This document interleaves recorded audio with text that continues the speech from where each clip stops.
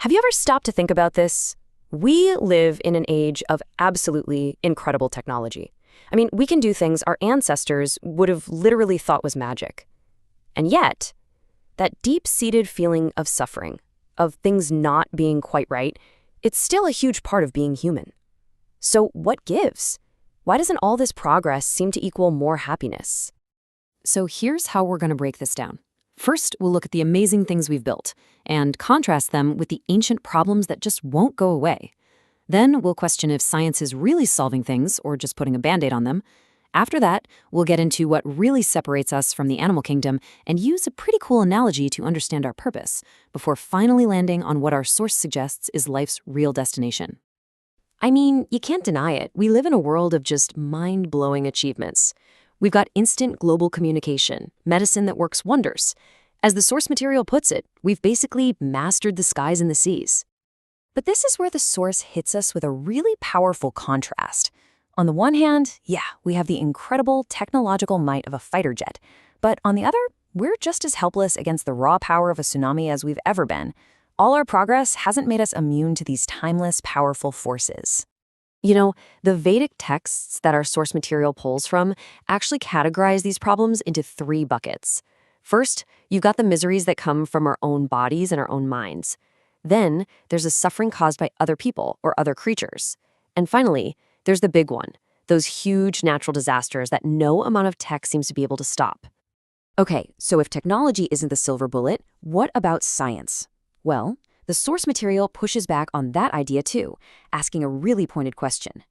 Is science offering us real, permanent solutions, or are we just getting really good at patching things up? And you know, the text makes this incredibly powerful point. Suffering, well, it's the great equalizer. It doesn't care how rich, famous, or powerful you are. The source brings up the legendary boxer Muhammad Ali. I mean, one of the strongest, most celebrated athletes in history. And none of that could protect him from the devastation of Parkinson's disease. And this is really the heart of the argument. The source frames so many of our scientific advances as these patch-up solutions. You got white hair? Hey, there's hair dye for that. Wrinkles? There's a facelift. Back pain? Pop a painkiller.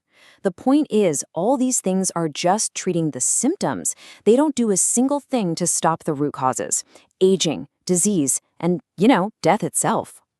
This is the perfect picture of it, right? Painkillers are amazing for managing suffering, no doubt, but they don't actually cure what's causing the pain. They just kind of turn down the volume on the alarm bell, while the underlying problem is still there. So, the crucial point, according to this worldview, is pretty blunt. As long as we're just focused on these material, superficial fixes, we're just going to be stuck on a hamster wheel, never actually finding a permanent way out of suffering. So this leads to a massive, fundamental question the source poses. Think about it.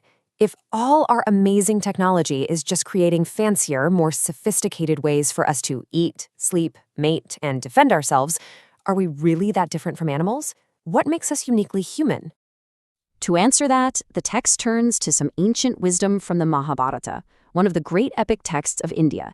And this one verse, well, it holds the key to the whole argument.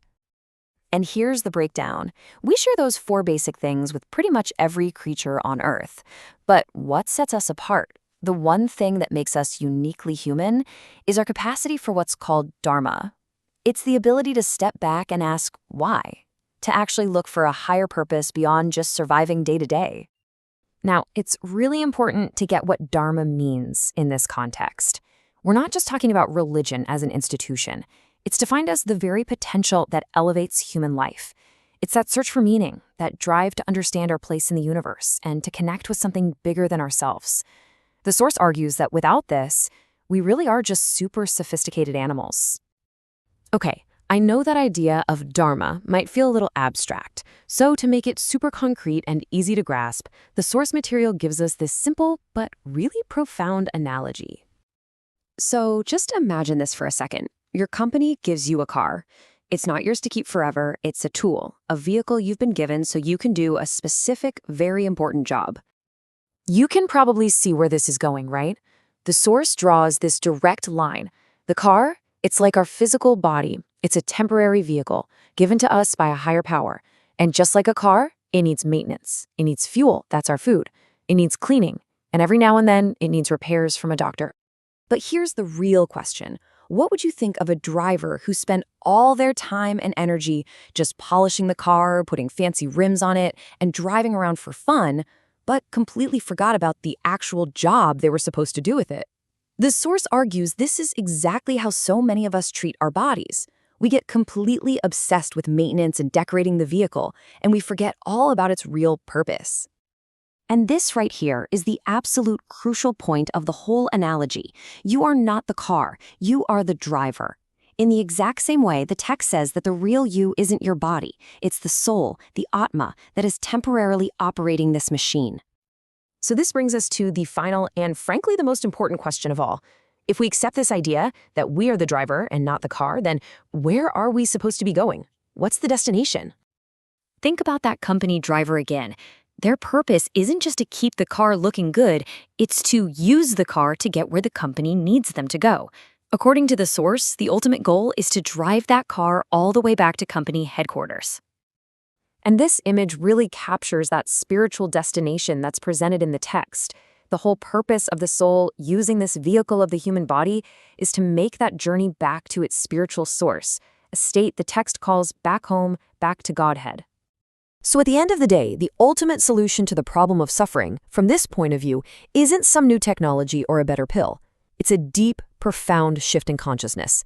It's about truly understanding who we are, the soul, the driver, what this body is, the vehicle, and where we're supposed to be going, back to our spiritual home. And we'll end with the really provocative question this material leaves us with. In our daily lives, with all our focus on our health, our comfort, our careers, and all our progress, are we just endlessly polishing the car? Or are we actually using it to drive toward our real destination?